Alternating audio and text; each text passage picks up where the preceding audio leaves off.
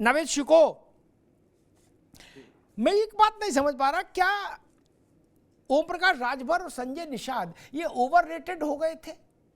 जिसे बाजार में शेयर मार्केट में कई बार होता है शेयर का मूल्यांकन गलत अतिरिक्त तो उछाल के साथ कर दिया जाए, फिर अचानक से बाजार उनको कोर्स करेक्शन में डाल देता है। पता लगता है जिसको 200 रुपए हो गया था वो कोर्स करेक्शन में जाके 22 रुपये बचा शेयर। क्या ऐसी स्थिति थी राजभर और संजय निषाद के लिए? क्योंकि ये लोग तो दिन भर माइक देते थे और कोई काम तो था नहीं, जहां माइक देखा वहीं भाषण शुरू। नहीं, दो लाइन का इसका जवाब है। एक तो ये कि ये अपने ये स्थापित हुए हैं, अपनी जाति के नेता बने ये, लेकिन जब ये सत्ता के साथ आ जाते हैं तो ये अपने परिवार के नेता हो जाते हैं, अपने परिवार के लोगों को बढ़ाते हैं, अपनी जाति के लोगों को सत्ता से क्या फायदा दिलवा सकते हैं ये काम नहीं करते हैं, एकदम से इनका जनाधार गिर जाता है। यही घोसी में भी हुआ था।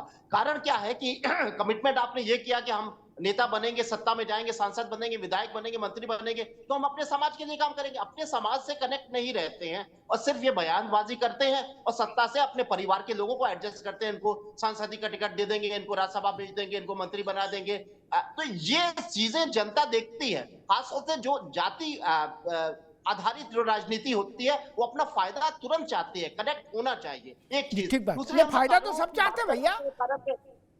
अगर फायदा ही नहीं लेना हो तो फिर कनखल में जाके तपस्या नहीं करे आदमी, राजनीति कर रहा फायदे के लिए। अशोक पांडे जी, एक और बुनियादी सवाल खड़ा होता है, अयोध्या और उसके आसपास के इलाके को अगर हम देखें तो ब्रजभूषण के लड़के वाली सीट छोड़ दीजिए, वो ब्रजभूषण का निजी मामला है वो इलाका, ठीक। वहां कोई कमल का फूल होता, चाहे साइकिल होती, चाहे हाथी होता, ब्रजभूषण लड़के को जिता लाते, ठीक। ये आप भी जानते हो, ये हम भी जानते हैं, ठीक।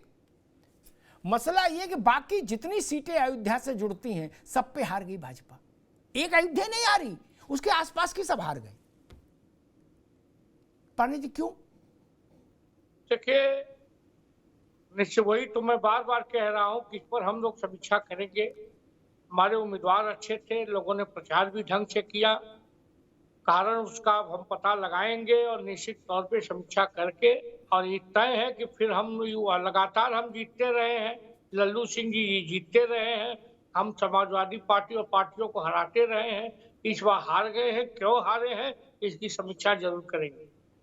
अच्छा, कई बार ऐसी समीक्षा भी होती है कि कोई एक आदमी वहाँ प्रबंधक की भूमिका में होता है, वो कहता है यार वो टमाटर चाट मंगवाओ, है बोले एक एक गुलाब जामुन और मंगवाओ, तो पता लगता खाने पीने में समय बीत गया, हाजी मजाक में बोले समीक्षा हो गई, बोले गुड्डू तुम इसका एक कागज बना लेना कि समीक्षा हो गई। हम लोग अमिताभ भाई गंभीरता से समीक्षा करते हैं। हम तो इस स्थिति में हम लोग रहने वाले लोग हैं कि जिन प्रदेशों में हमारा खाता नहीं खुला था वहां हम मेहनत करके खाता खोल रहे हैं, और हम वो लोग हैं। पांडे जी एक मिनट, एक बात कह दूं, आप समीक्षा करेंगे अच्छी बात है। कल भी मैंने ये प्रश्न पूछा था, मैंने मेरे पास जितना दिमाग था वो तो सब लगा ही लिया, विद्वान लोगों से भी पूछा कि भाई इसके पीछे ऐसा क्यों कहा गया, जब वोट हो रहा हो देश में तो भाजपा की ओर से ये क्यों कहा जाए कि आरएसएस की हमको जरूरत नहीं, हम खुद ही समर्थ हैं। ये डॉक्टर ने बताया था या इसके लिए बाइडेन का दबाव था, ये सपाइयों ने साजिश कर दी थी, ये क्यों बोला गया? संघ के 10 लोगों से मेरी बात हुई, उन्होंने कहा भैया जब इतने बड़े हो गए हैं, बोले जब लड़का भी बाप से कह दे कि हमें न सिखाओ, तो बोले लड़के को भी छोड़ दिया जाता है, ठीक है आप खुद ही चल लो। पांडे जी नहीं, देखिए मात्र संगठन है, आरएसएस उससे अलग नहीं हुआ जा सकता। ये निश्चित तौर पे उस दौरान पत्रकारों ने पूछा था और उसको तोड़ मरोड़ के जरूर प्रस्तुत कर दिया गया। क्या कहा नड्डा जी ने, इस बात पे नड्डा जी आजकल क्या है, पहले नेताओं के हाथ में ये हथियार बहुत रहा, खूब बोले लप झप क्या, और जब बवाल हो गया तो बोले तोड़ मरोड़ के, क्योंकि तब रिकॉर्ड नहीं होता था। अब तो आपकी आवाज, आपके होठ, आपका चेहरा रिकॉर्ड हो रहा महाराज, अब कहां भाग सकते हो। मुझे याद है अखिलेश जी चीफ मिनिस्टर बने तो मैंने मोहन सिंह जी का एक इंटरव्यू किया, कपिल जी क्या मोहन सिंह जी मेरे मित्र भी थे, बहुत योग्य और भले व्यक्ति थे, राजनीति में ऐसे ना, कम ना, नहीं। बहुत सहयोग है ना। हाँ, जी। तो हमने सब पूछा तो उन्होंने 2-3 टिप्पणियां कर दी। एक उन्होंने कह दिया कि भाई अभी तो लर्निंग लाइसेंस है, गाड़ी ठोकेंगे फिर सीखेंगे, लेकिन करना तो पड़ेगा, अब क्या करें। 2-3 प्रसंग उन्होंने बता दिए। इन्होंने जो जल्दबाजी में फैसले लिए तो उन पर मुलायम सिंह जी ने क्या कहा तो मोहन सिंह ने वो सुना दिए। और एक उन्होंने कह दिया कि भाई रघुराज को मंत्री बनाने में अखिलेश यादव कतई सहमत नहीं थे, हफ्ता भर बवाल चला घर में, लेकिन मुलायम सिंह ने अंत में बनवा दिया। क्या वो इंटरव्यू टेलीकास्ट हो गया कपिल जी, क्या अब बवाल मच गया पूरी सपा में। रघुराज प्रताप सिंह तब बहुत क्लोज थे मुलायम सिंह जी के। अब मुलायम सिंह जी ने मोहन सिंह जी को कहा कि भैया इसका खंडन कर दो, कह दो तोड़ मरोड़ के। उनने कहा भैया मुलायम सिंह जी कैसे तोड़ मरोड़ के, तो मेरे मुंह से आवाज आ रही कैमरा में, कैसे बोल दूंगा, हम नहीं बोलेंगे क्या। तो उनने कहा अच्छा हम एक काम करें, हम राजेंद्र चौधरी से एक चिट्ठी जारी करा दें कि राजा भैया और समाजवादी पार्टी और लाखों करोड़ों युवाओं के प्रेरणा केंद्र हैं राजा भैया, उन्हें हाँ वो जारी करा दो, लेकिन मैं खंडन नहीं करूंगा। क्यों, खंडन करने के बाद मेरा चेहरा क्या बचेगा। पांडे जी मुंह से आवाज आ रही, कंठ से भैया नहीं चलेगा। मैं तो यही नहीं ढूंढ पा रहा कि इसकी जरूरत क्या थी, किस तांत्रिक ने बताया था ऐसा बोलने के लिए। फिर आप कहोगे आरएसएस वाला निकला नहीं, 44 डिग्री टेम्परेचर में प्राण भी थे और आप कह रहे जरूरत नहीं कर। कपिश जी बीएसपी बिल्कुल बैठ गई, उसका वोट परसेंटेज भी काफी 4% श्रिंक हो गया, और जो 8-9% आया वो इसलिए आया कि उसने उम्मीदवार सब जगह खड़े किए, इसलिए आ गया। कोई भी पार्टी उम्मीदवार सब जगह खड़े कर दे तो उसका कुछ परसेंटेज बन जाता है। लेकिन लग रहा है कि बसपा अपना प्रतिष्ठान बंद कर रही है। क्या नहीं होता, जब प्रतिष्ठान बंद करना होता है तो कहता सेल लगा दो, सामान निपटाओ यार, बवाल काटो, दुकान अपने खाली करनी है। क्या मुझे ऐसा लग रहा, हो सकता है मैं गलत हूं। पांडे जी नहीं, दुकान बंद करनी होती तो कहते यार आधे दाम में बेचो, बवाल काटो, है अगले महीने दुकान बंद कर देंगे। क्या बसपा का वोट, विशेष तौर पर दलित वोट आपकी ओर आ रहा है? क्योंकि ये चुनाव जो है, ये परिणाम ये बताते हैं कि बसपा का वोट आपकी ओर बिना शिफ्ट हुए ये परिणाम नहीं आ सकता था, जहां तक मेरी समझ कहती है। भाजपा चुनावी इस आधार पर लड़ रही थी, कल अरुण सिंह कह रहे थे, करें क्या भाई साहब, बसपा ही नहीं बैठ गई। मतलब बसपा क्रांतिकारी अंदाज में चुनाव लड़ेगी, इसी उम्मीद पे तो भाजपा मैदान में थी। कपिल जी अमिताभ जी बिल्कुल बहुत साफ गोई से कह रहे हैं कि बसपा का 50% वोट समाजवादी पार्टी को आया है, 20% वोट भाजपा पे भी है और 30% वोट वो स्वयं पाए। आप तो समझ ही रहे होंगे कि किस तरह के कैडर का वोट स्वयं पाई होंगे और कौन कौन सा वोट पट गया।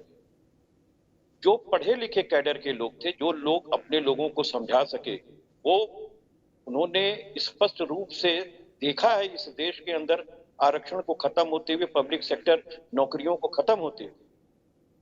वो जो उस तबके के पढ़े लिखे लोग हैं, उन्होंने अपने लोगों को जागरूक किया है। उन्होंने संविधान और आरक्षण बचाने के लिए जो है वो हमारे साथ लाकर खड़ा किया है। हमने वो 2019 के बाद जब धोखा खाया, वहीं से हम सतर्क थे और हमने काम करना शुरू किया था।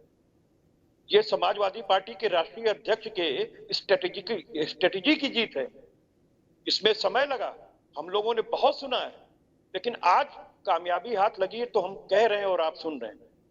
लेकिन हकीकत यही है कि अगर ये परिणाम ऐसे ना होते तो शायद ये विवेचना भी आप हमें ना करने दें। हम इससे पहले भी आपके साथ बैठे और हमने ये बात कही थी कि हम लोग खुले दिल से चाहते हैं कि बहन मायावती जी इंडिया गठबंधन के साथ आवे, हम तो उनको प्रधानमंत्री तक बनाना चाहते, कहा था कि नहीं कहा था। लेकिन बावजूद इसके बहन जी ने संविधान बचाने के लिए कोई कवायद नहीं की, इस देश के लिए आरक्षण बचाने के लिए कोई कवायद नहीं की, तानाशाह के हाथ से एक देश को निकालने के लिए कोई कवायद नहीं की। तो आज उसका परिणाम है कि उनके लोगों ने इस बात को समझा कि समाजवादी पार्टी हमारे लिए लड़ रही है। और समाजवादी पार्टी ने सिर्फ लड़ाई नहीं उनके लिए दिखा नहीं है, हमने लड़ा है। हमने साहब बाबा साहब भीमराव अंबेडकर के नाम पे एक बाकायदा आर्मी बनाई, उसका राष्ट्रीय अध्यक्ष बनाया, उसका प्रदेश अध्यक्ष बनाया, गांव-गांव से लेकर के हर महानगर और जिले स्तर पे कमेटी खड़ी है हमारी, जो उनके बीच में जाके काम करती है, उनकी तकलीफों को सुनती है, उनका ठीक है कपिश बाबू, रुकना होगा, समय कम है। नवेश को आप कुछ कहना चाह रहे थे, 30 सेकंड। सर मैं ये जो श्रीवास्तव जी ने बात कही है बहुत महत्वपूर्ण बात है, इस चुनाव का टर्निंग पॉइंट है और ये बात बिल्कुल सही है। जब मायावती किसी गठबंधन में नहीं गई तो उत्तर प्रदेश का दलित समाज का पढ़कर तबका एक अघोषित साइलेंट बाम सेफ जैसा संगठन बन गया, जिसमें करता धरता थे, उसका कोई चीफ नहीं था। और वो कहीं ना कहीं अब क्योंकि अब कनेक्ट होना बहुत आसान, बाम सेफ तो अब से 30 साल पहले कैसे कनेक्ट होता था, अब इंटरनेट गांव में और दलितों और हर के पास चला गया है। और बाकायदा ये कहा गया कि साहब अब जो है हमारा कोई पॉलिटिकल प्लेटफॉर्म नहीं रहा, फिलहाल हमें भारतीय जनता पार्टी पे भरोसा छोड़ देना चाहिए, वो हमारा संविधान ले लेंगे। और एक विकल्प है इंडिया गठबंधन, जिसको कहीं ना कहीं समाजवादी पार्टी ने, और ये अंदर ही अंदर काम करता रहा। बस 5 सेकंड और दे। और दूसरा जो सबसे महत्वपूर्ण मुद्दा है, जो अशोक पांडे जी को बताना चाहिए था उन्होंने नहीं बताया। आपने 10 बार पूछा, हम कह रहे हैं अंदर की बातें नहीं बताते, ऊपर की। तो मुसलमानों ने एक वोट अपना खराब नहीं किया, 95% वोट पड़ा है, 95%, और कहीं नहीं बटा कांग्रेस के साथ में आ जाने से। और जो मैंने आपके शो में कहा था कि बसपा को 1% वोट, हमने कहा ये बात कही थी कि गुड्डू जमाली तो छोड़िए, अगर 100 इमाम बुखारी भी 80 सीटों पे खड़ा कर देंगे तो नहीं जाने वाला। मुसलमान इतना तटस्थ है, 90% वोट पड़ा है और हिंदू वोट जागरूक नहीं कर पाए। पांडे जी जैसे लोग उनको वोटर निकाल नहीं पाए। हिंदू वोट यहाँ करीब 55% के अंदर पड़ा और मुस्लिम वोट 95 के ऊपर पड़ा। दूसरा, दलित समाज ने क्रांति पैदा कर दी अंदर ही अंदर कि भाजपा को साथ छोड़िए, और समाजवादी ये नहीं कर रहे थे, ठीक है नवेश भाई, आगे बात, आगे अशोक जी आगे बात, ठीक।